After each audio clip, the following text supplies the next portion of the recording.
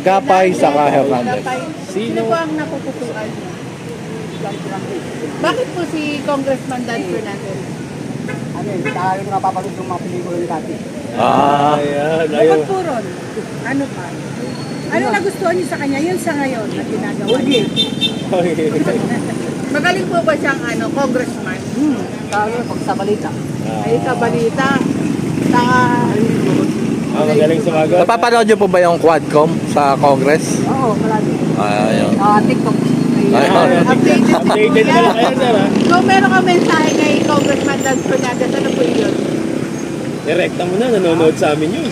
Liwag-liwagan yung mga vendors dito sa Binyan para para makatikas nila ng maayos. Ayun. Pero hindi niya po hawak tong lugar na to, no? Magiging hawak pa. Magiging hawak ko sakali. Kung sakaling manalo. Salamat, sir. kuya. Ayun ang muling kuya. Sa puso ko, siyempre, Brad ko, Dan Fernandez. Ayun. Sir, bakit po si Dan Fernandez ang gusto mo? Siyempre, kumbaga sa sa panunungkulan niyo, subok na, dating congressman, naging mayor, di ba? Kumbaga may ginawa na at may gagawin pa, di ba? May napatunayan na. Oo. Di ba malimit sa amin, di ba?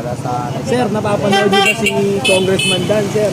Napapanood niyo ba siya? Oh, Robert Sa TV. TV. Mahiri-hiri. Yun. Salamat, sir. Salamat, sir. Kawaman pa